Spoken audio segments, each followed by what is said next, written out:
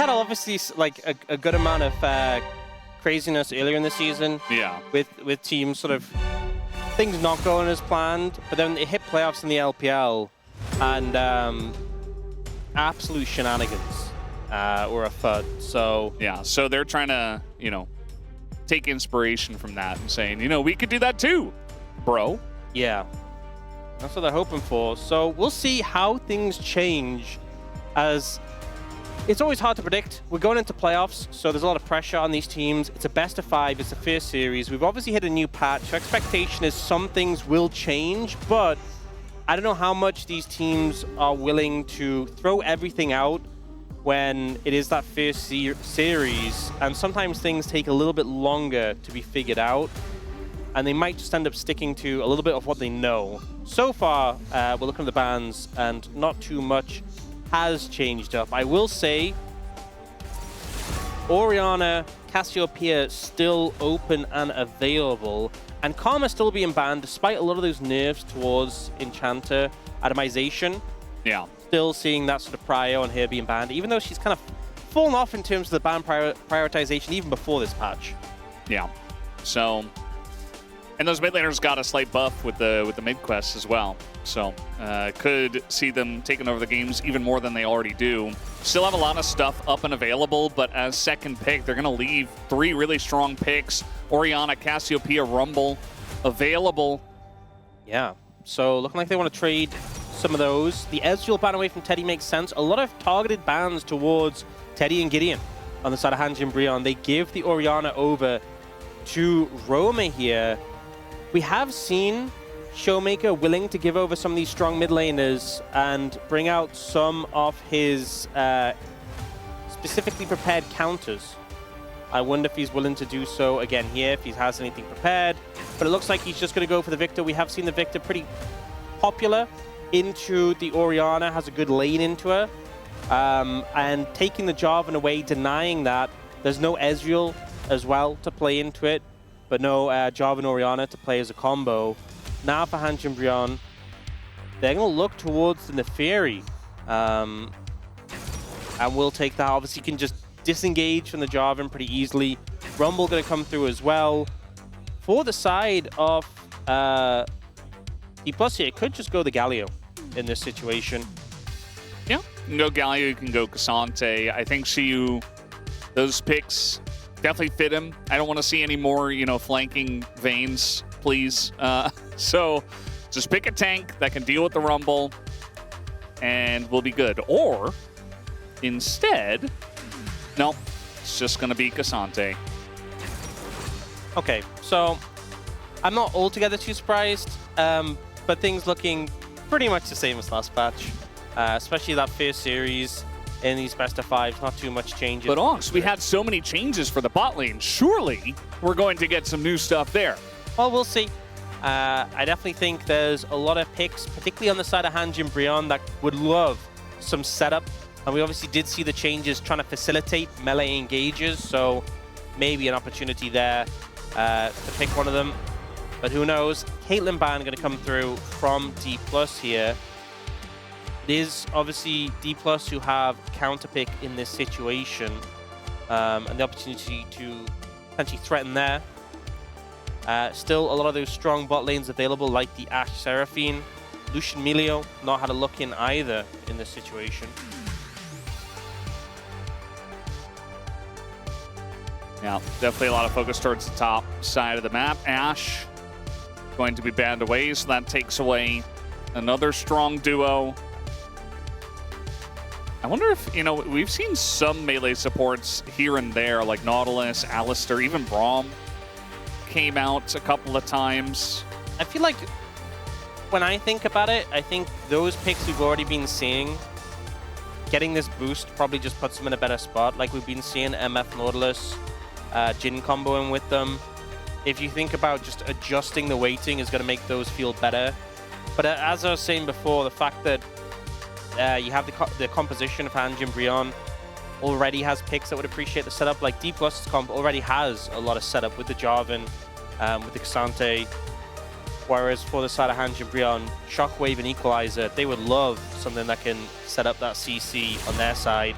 And the fact that they're banning the Braum kind of further suggests that maybe they're leaning towards that for Namgung in this situation. Now, if I'm D+, maybe... One of the risks actually for them is, I was thinking maybe they could go like a Lucian Milio here, but the problem is if you go Lucian in this situation and they take Milio, you can't go Lucian Nami anymore, and Braum's gone now, so they are going to pick the Milio.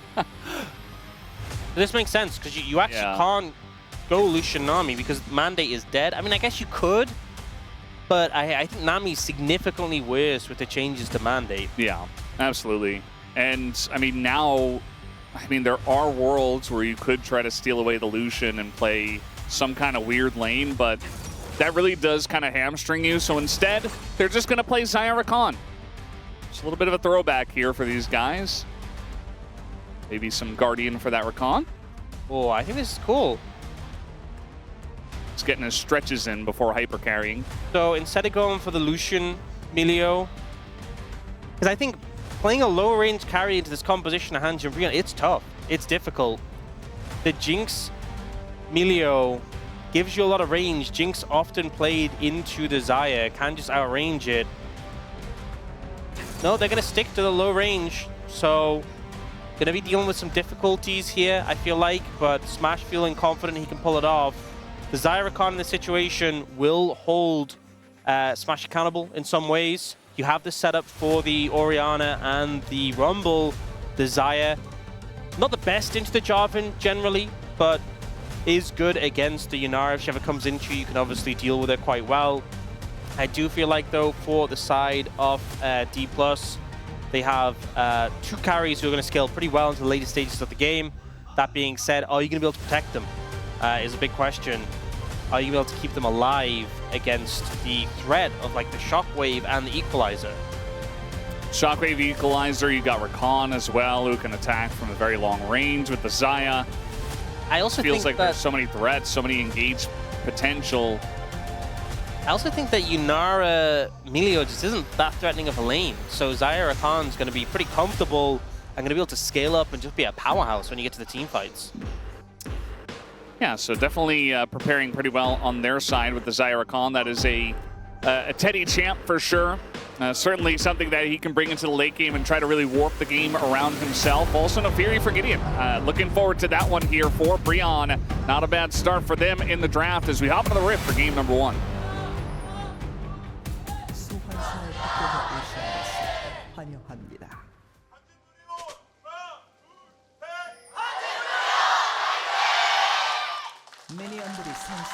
All right, game number 1 of Road to MSI. It's round 1, game 1. These two teams got to fight through so many best of 5s if they want to make it to MSI, and so many fantastic teams. Bro snuck in, but all you need is to get in. If you get in, we've seen so many playoffs and so many roads to MSI go very wonky, and I really do believe that anyone can do it on the right day for them.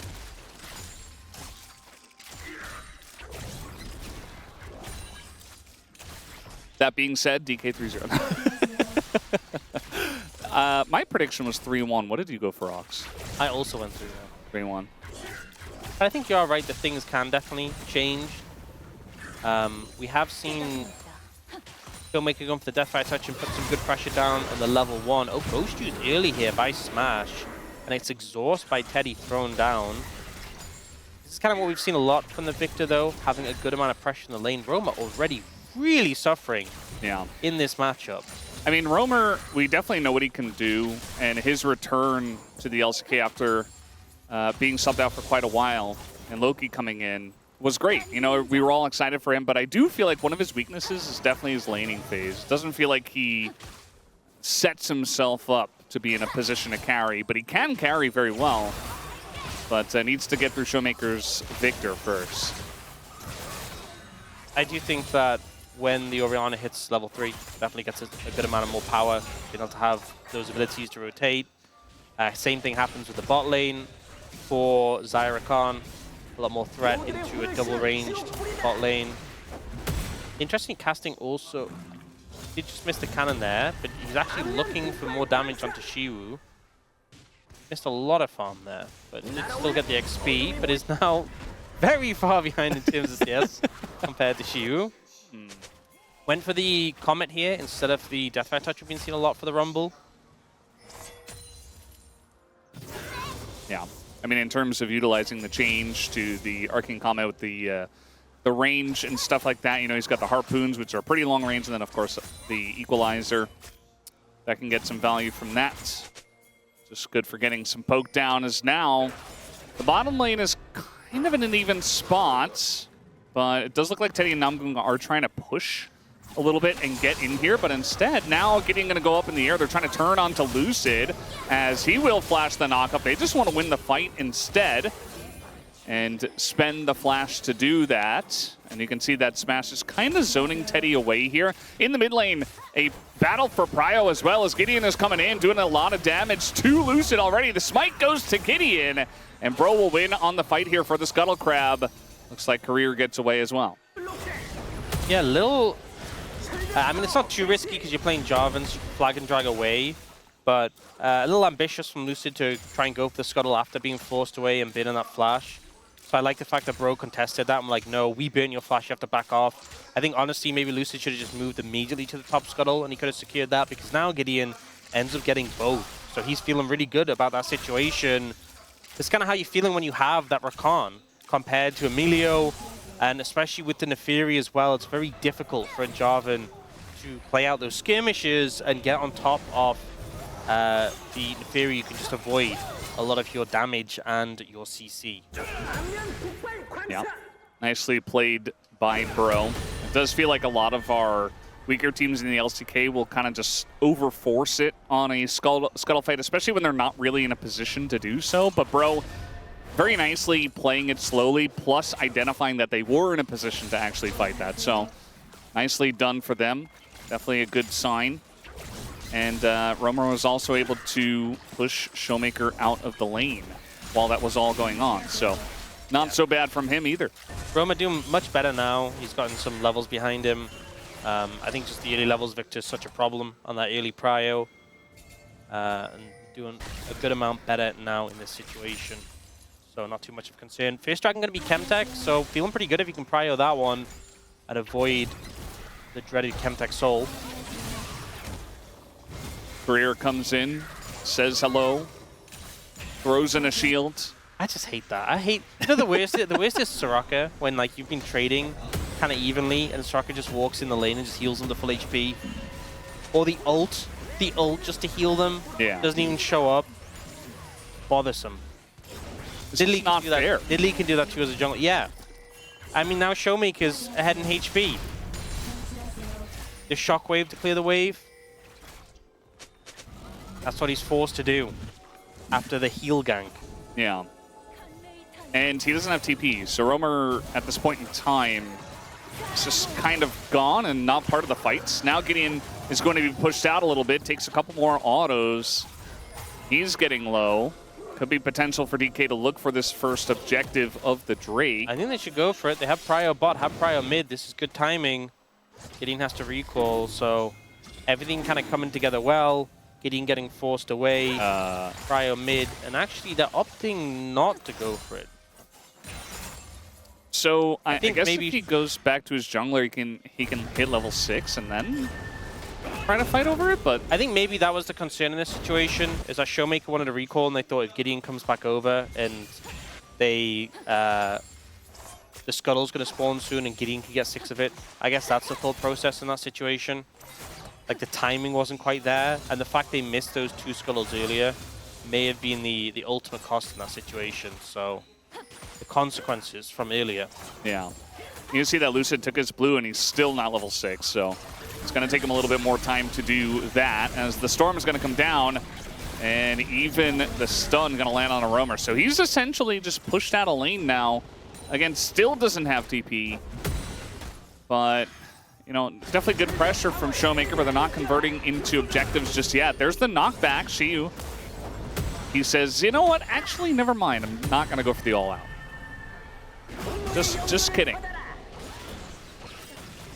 Yeah, I was looking for the window, it seemed like, but doesn't commit to it. And now Gideon's in the vicinity. Yeah, this is going to be the hard landing. I mean, with the ward there, he gets you know, good information early. This dragon is warded. It's going to see that and say, you know what, never mind. I feel like both sides are playing this very carefully. Yeah, this is very cautious, it feels like, in this situation. Showmaker again going for a reset. He had a pretty big HP advantage over Roma earlier, but I feel like D+ just not wanting to overstep and be punished in this scenario. Feels like there was definitely some windows here where they could have gone for this. Now, Grubs has spawned on the map, and remember, they were buffed pretty substantially on this patch. The damage has been increased by 1/3. The health of the Grubs themselves. Gideon Grubs. Gideon Grubs, there you go. He knows. I mean, I say he knows. Gideon loved his Grubs even before the buff, so don't be fooled. He might have just taken them anyway. But getting 3 Grubs, even more significant than before, with the amount the damage, the burn on towers has been increased, and the health of the Grubs you spawn increased by a pretty large margin. So this is substantial that Hanj and Brian have been able to get these, and D+ just kind of not seemingly taking any of these opportunities that might have arisen to pick up the dragon. Yeah, no dragon take, no grub take, obviously, for D+ Kia. And it's mostly just been a Jarvan farming in the jungle after hitting level 6 even. So really no setup. We're not forcing any flashes. We're not really putting pressure anywhere. D+ Kia do have a very slight lead just from the way the lanes have played out, but really no big step taken in either direction for either team just yet. As Lucid now, he's going to smite on his way out. Yeah, I also feel like the Jarvan ult is a good amount more impactful than the Neferi ult, so you can just throw that down and burn a flash, and that can have a good amount of impact. Yeah. The next 5 minutes, even if you don't necessarily get a kill. And the fact is just being sat on for a while doesn't feel too great. Smash trying to sidestep into the wall, but you can see there's no follow-up there from Teddy. So not actually going for a big trade or anything like that. And yeah, I think it's definitely good to show respect to your opponents, but you don't want to overdo it. You don't want to play nervous in any of these matchups, really versus any team.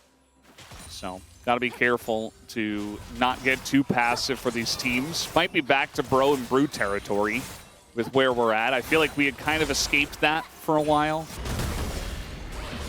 She was like, well, you know what? Actually, I don't want to fight you. Not really. As there's going to be the Slurkle into the Ghost. Is Smash going to go in, land the double slow? Now I'm going trying to just peel. They will be able to, but they are pushed out of the lane. We do see that Lucid is on the Dragon meanwhile, so going to enjoy that very much. Yeah, eventually finding the pressure of the window that allows them to secure the Dragon, but it is very late compared to some of the opportunities before. They'll secure it though. Hextech Dragon going to be next, so strongest soul and one of the weakest out of the window. Do feel like it still sets up for good odds for a strong soul. Cyclo Sword picked up from Gideon though, which is a massive spike. So likely a window where he wants to start forcing some fights, and then immediately after the TP, okay, he's just going in. I mean, casting, even if he doesn't die here, he is going to not get hit by the knock-up. Flashes at the very last moment. So they trade flashes, but now casting pretty low after using his TP to get to the top lane. Yeah, just immediately forces to play in that situation. Now I'm trying to find a window here. Yeah, I don't think Smash is in a very fun spot. As the charm comes in, Namgun gets out. First blood, easy pickings as Gideon picks it up in the bottom lane. Yeah, Korea headed up towards the top side, trying to put more pressure onto Casting. Casting no ultimate available to really do anything about this play. But that was such an easy dive for Hanj and Brion there.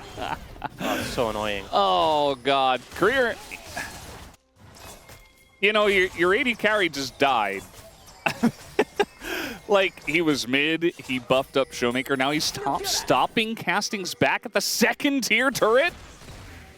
Maybe he just should go bot, you know? Casting gonna be in a bit of trouble. Namgun is here, but I think the damage should be enough, and even the knockback does come in. The flash is there, the shield as well, but the Q gets it down as Lucid picks up a kill himself. I think Casting was like, okay, my support's here, I should be safe. But without flash into a Jarvan, there's just so little you can actually do.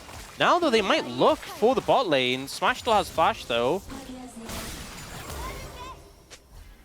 Yeah, nice amount of burst there. I feel like maybe if you lead with Namgung, perhaps you could get the flash out of Smash. But I think Smash still has ults. Namgoon doesn't have his ult. I think you commit everything.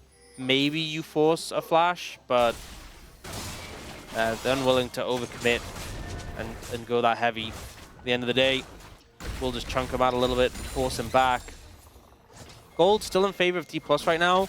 I'm a bit concerned about this top lane matchup. I know Casting was just put behind on the back of that play. He was behind before in that lane, before the whole passage of play happened.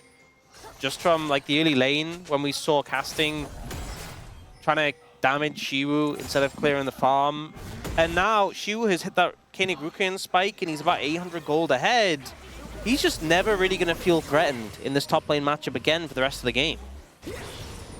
Yeah, and of course, whenever you have Rumble, generally you have double AP, at least in this meta. I mean, sometimes you see Yone to go along with it, but it does feel like AD mids have certainly fallen off with all the control mages we get in the mid lane. So just double the value there, as Namgung is unfortunately going to get hit by that, and now is pulled under turret, takes so many turret shots, barely lives, but he has to use the quickness and barely gets away. It's now Lucid coming in here trying to punish Casting, who still doesn't have his flash. The knockup is going to miss. There's the Cataclysm. So Lucid standing on an equalizer, but he's got Career behind him. And eventually the flag comes down for the execution, as now they're trying to dive in onto Shiyu once again. And these two guys don't deal a whole lot of magic damage, and he will be going down. Being a top lane is just a rough time. It's just not fun. Both teams putting the hit down on the opposing top laner, and it will just be a trade of turrets, but it is D+ getting the first turret in this situation, and will further extend that gold lead by a little bit. Dragon up in a minute, Herald in 20 seconds. We'll see what the team's up to prioritize here. Again, no flash into a Jarvan. It's just so difficult. The knockup doesn't quite connect, but with red buff, just autos him down in this situation, and the backup off the Emilio makes it hard to escape the flag to finish him off. Just feels so rough in here. Shiwu, as you said, Koenig Rukian just doesn't really do much in this situation. The Neferi as well with the Cyclo Sword just does so much damage. Yeah, makes even the relatively fed Cassante just kind of fall apart when the two of them are hitting that, as there is vision on this one. They're going in onto Career, who is taking that damage from the Neferi as the second Q is going to land, and now Namgung is going to back this one up. Teddy trying to get on in there, so trading blows both ways, as now the dash comes in, the combo doesn't land, and Gideon flashes away, but Showmaker with the finish takes down the jungler of Bro. And now potential for DK to take down this objective. You see that Roamer sticking around, trying to threaten. He knows he does a lot of damage with that Luden spike. And actually, Lucid is going to have to respect it as he backs away. Yeah, Roamer's still so strong. And at this point, if D+ stick around, they potentially forfeit the Dragon and could just end up dying. It was a great flash from Smash there to avoid the combo. Now Teddy has to be careful. Ult in 2 seconds. Yeah, well, he's just going to die. Oh, no, he flashes the ball. Flashes away. His ult was so close to being up. So you see this play. I feel like maybe Gideon could have ulted onto Career sooner here, but doesn't want to commit too heavily to the Emilio, I guess.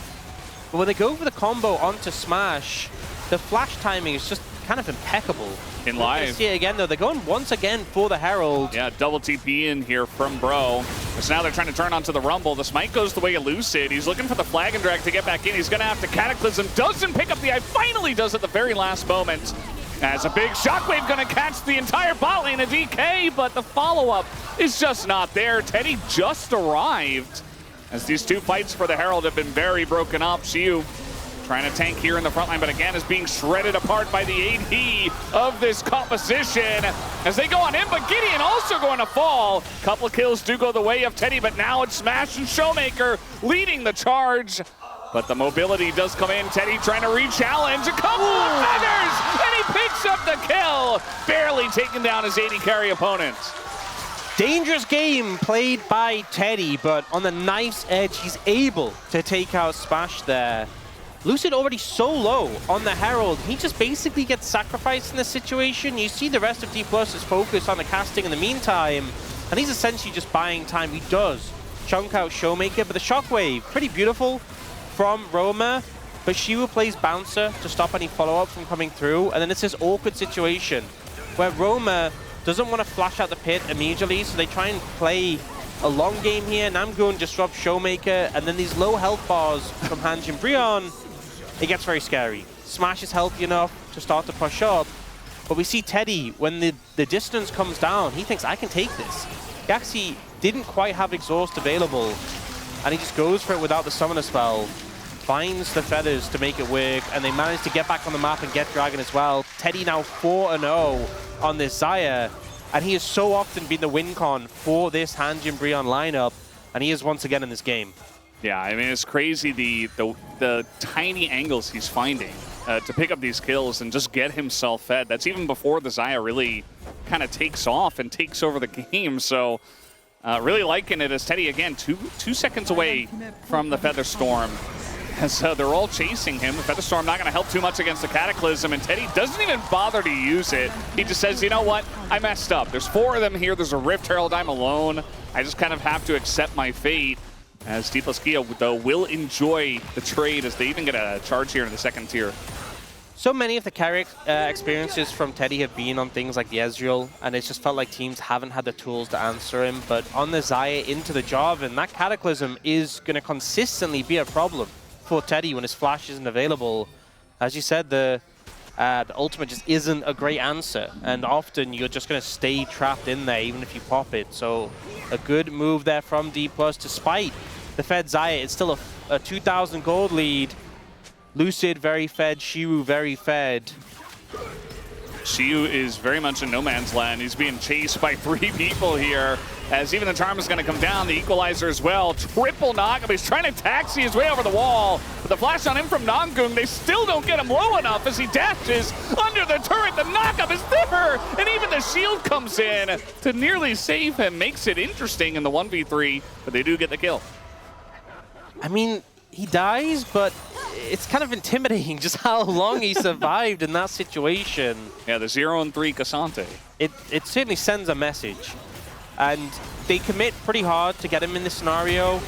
So many resources in terms of the flash from the Rakan, the fact that they need 3 ultimates. And yeah, they take him down. It still works out. They don't lose anything on the map for this. But it does sort of suggest to you that when it gets to fights, he is not going to be an easy target to deal with. He is going to continue to be a problem in the 5v5. Yeah, they're really going to need Teddy, mainly, especially once he picks up that finished Last Whisper item, which he is going for third. He's going to be the main source of damage into this Cassante. I think going for that immediately makes a lot of sense. The fact Gideon has the Black Cleaver also makes a lot of sense. I mean, Neferi great at stacking that as well with the bleed, so definitely a good amount of value there. Is a Cloud Soul coming through, so that movement speed definitely useful, but also on like the Rakan, very powerful. Yunara, also a champion, he gets a ton of value when those ultimates are popped. Xayah, not so much. I mean, a little bit. I mean, if you do it in a fight and you utilize that movement speed, sure. I mean, honestly, it's not bad. Every champion just gets value from the passive movement speed, but honestly, Xayah, you ult, and then you get that movement speed to reposition for the feathers. There's champions who get like nothing from it, like Xerath. Xerath is like the worst. But I think he's number 1. Xayah is still decent. Yeah, I think where my brain was trying to go with that is that he still has to deal with Cataclysm, so Cloud Soul isn't going to help him there. But yeah, that's fair. If it's in a fight where Cataclysm is used, or he has Flash, he's definitely going to be getting value out of that Soul. So definitely going to have both these teams fighting over it, as I think we've kind of escaped our Game 1 jitters and passivity for both of these teams. Definitely feels that way. More Lucid. Felt like they were collapsing onto him, but he does just flag and drag away. The poke comes down. A minute until the Dragon. A lot of the back and forth was around this Baron area. You can see D+ managing to get some vision into Hanjin Brion's jungle there, but now imagine the setup is coming onto the Dragon area. You can see pings from both sides coming down. Create already moving in to get some wards as Hanjin Brion open onto the map. And right now, pretty much all summoners available. It's only Namgoon's flash that is down. Teddy having his flash really big for these situations. Being able to flash out of the Cataclysm will be make or break when it comes to these situations. But Rakan not having his does make things a little trickier when we're trying to find angles to engage and set up the fights. Yeah. I think especially because both these teams are a dragon apiece, and it's also relatively late. You know, it's going to be a while before we even get an Elder Spawn or even a Cloud Soul. So I would expect both these teams to kind of weigh their options and say, well, if we're not in a position to really fight over the dragon, we don't necessarily have to go all in on it. But at the moment, I mean, you've got Showmaker and bot, you've got Cassante top. There is a way for DK to try to get in here. Casting just finished his Bloodletters, which is pretty big. And Teddy didn't get to finish his LDR. Showmaker's on a crazy flank. Yeah. I mean, Casting can easily just zone him away and Equalizer back on the fight. So that's going to be the Drake, the way of Bro. And I think the positioning here for DK, not the best. And they don't commit, which I think is definitely the right call. Xiu very tanky. Gideon struggling to get even through the shields here. Bit of damage comes from the Orianna. But yeah, DK just saying, okay, it's one Drake. We're not going to overcommit for this. Yeah, Gideon just kind of brute forces his way out of the river because Xiu can't do much to him. He always has that untarget ability to kind of just force you to be unable to commit onto him. And they make their way out of the river. They got the dragon. They got what they wanted. Don't need to go for more. Now, though, D+ are kind of threatening. Oh, Namgoon plays a dangerous game there. But D+ are trying to threaten here as they have control of the Baron area. There's no vision for Hanjin Brion there. But there isn't too much threat that D+ start up the Baron right now. Yeah. I feel like D+K are doing a good job of controlling the map with their slight lead that they have, and obviously setting up the vision line and just saying, okay, we're in a better spot. This will make it more likely that you make a mistake when trying to attack into our vision, into our map control. They took down the mid-tier one as well, which is certainly helping out with that. And they're just kind of utilizing that to say, okay, you know, you got the one Drake, but the map is ours, and we want to continue just holding on to it and get everything else. You see some big purchases came in that were just missing from that last Dragon setup. Teddy gets the LDR, GA for Lucid comes through. IE is pretty close for Smash. So I feel like people don't really want to make any big moves before that is completed, but Hanjin, I'm feeling confident, trying to set up for the mid tower. For a second there, Namgoon was just out of range of the dash back, and I'm like, Teddy, I know it's long range with this duo, but like, you gotta get at least within that range. I do like the little chunk that they grouped up for here in mid, especially when not much is going on. Yeah. Okay, Smash does pick up the IE, so has that completed. And oh, she was going aggressive here. He wants to try to set something up, but now Equalizer going to come down. He just respect flashes away. You could see that DK on the minimap was rotating down to try to help. Yeah, Hanjin Brion last time they saw Xiu in that position, committed so much to kill him. But when Baron is available, I don't think you want to do that again. But also Xiu doesn't want to die, so he just flashes away. Become a bit of a slower game. Both teams kind of posturing a lot, back and forth, ebb and flows of pressure and vision. It's still D+ who have the gold, and you can feel like the map control right now. And Bro just trying to find a way in to make sure they have presence in the Baron area. Yeah. I like the way that Lucid is playing in this very passive game where he's essentially just a human ward. Like, he knows that they don't really have a lot of threat onto him because he has Flag and Drag. He just holds on to that. He has Flash. He's ahead. He's the most ahead out of anyone. He's very tanky. Well. He has GA. And so he's just like, you know, I'm just going to put my flag down and see exactly where you are. And there's really nothing you can do about it because you're never going to punish me. So I just stand in your face and we get extra information. Wow, Namgoon, the patch note reader, has Locket Zeeks. Wow. I mean, honestly, you could probably just build these on Rubicon before this patch, but we don't, it feels like we don't have the best patch note readers in the world here at the LCK, unfortunately. Yeah. I've seen many a player reading them like before we go live. It is what it is. Let's be real. We've had some players reading the LoL wiki in at Worlds during a semi-final, reading what Dr. Mundo's abilities do. So yeah, it is what it is. That was a thing. No judgment here. I think especially when you're a support for this patch, it's like, hey, there are some big changes. You should probably know about them, even if you're not playing a champ that directly benefits from them. As it really does feel like we've entered true bro and brew territory. We have kind of been sitting here for 5 minutes, and it's been the same gold lead. You saw that gold graph was very just kind of flat lines there at 2K. Wonder how much damage Lucid has done with the, the red smite burn, yeah, and just hitting people with his flag constantly. I feel like he's gotten so much poke damage off that. Oh, they want to go for this. They're going in on Smash. There is the combo, and the Yunara just disappears, bro. Takes him out just like that, and now Career is kind of just dead meat as well on the backside of this one. Double kill for the Nefarious. She was really trying to put to the test how tanky he is as the Equalizer comes in. They're trying to turn on a Casting, as it might be a trade of top laners, but no, Casting is going to live. And bro say, okay, let's group up and look for this Baron. The bro and brew just suddenly starts to roast D+. Showmaker trying to get some damage down. Now, there's still a chance of a smite steal, and Showmaker has a lot of damage, but it's 2v5. It'll be hard to pull this off, and Namgun has the sustain for the Gleaming Quill. Oh, they're looking for Roma. Yeah, I mean, the turn here as well. They don't have a lot of ults on their side, as look at them. He's just trying to get the GA and the Cataclysm so Showmaker can do some damage. Romer's getting low as Lucid goes back in, picks up a kill, but now Showmaker no mana, and Lucid also will eventually fall, it looks like, unless he does flag and drag over the wall. Gideon on the chase, 5 seconds on the ults. As meanwhile, Rabadon's picked up here for Romer. Lucid does go back in, trying to take out Namgun, but the heal on the Gleaming Quill picks up the non-death, as bro does get the Baron.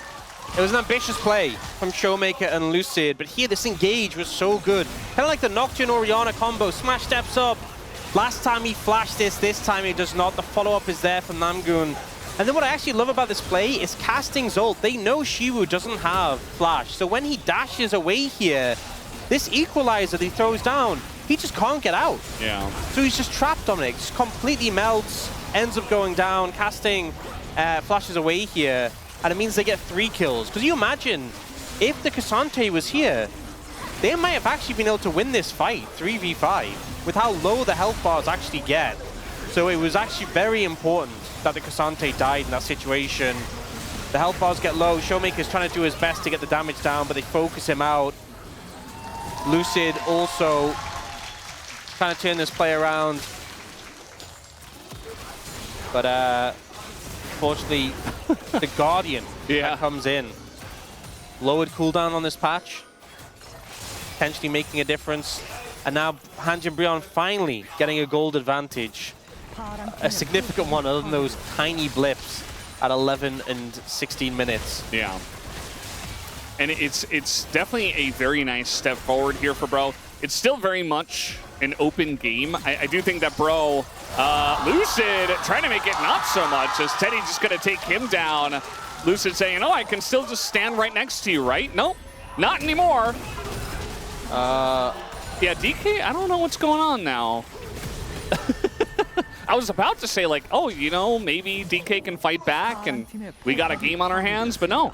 Bro just kind of taking names and forcing people to flash. I think in that couple of moments, I just saw all of the 3-0 predictions die. Yeah. I think that's well said.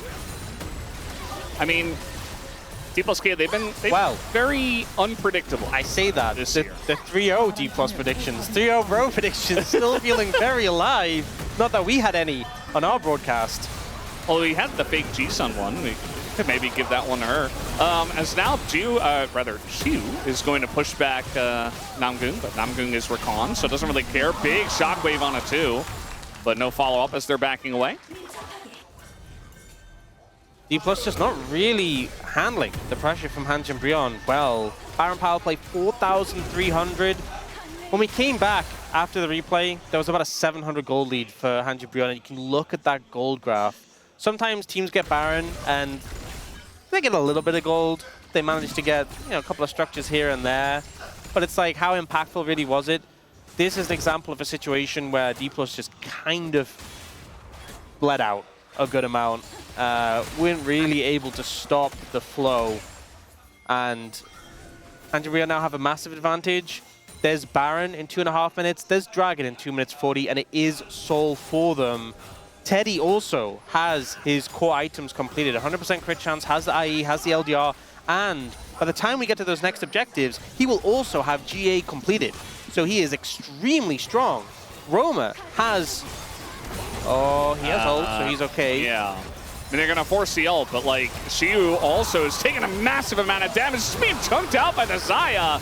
And this is what the Xayah offers you in this late game. Gideon kind of goes in a bit wonky there, takes a lot of damage as Namgung again has to peel. And now we got a TP coming in.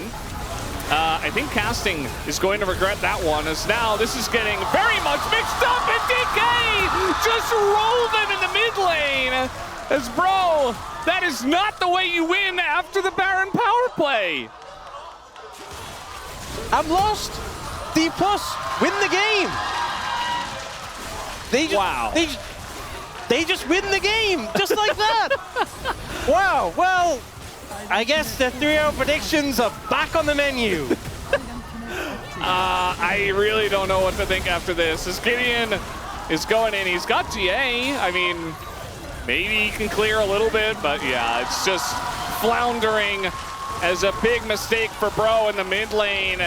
Mixing it up with D+ Kia, who immediately call their bluff and shut him down. You don't instantly kill the Unara. You're not going to have a clean fight.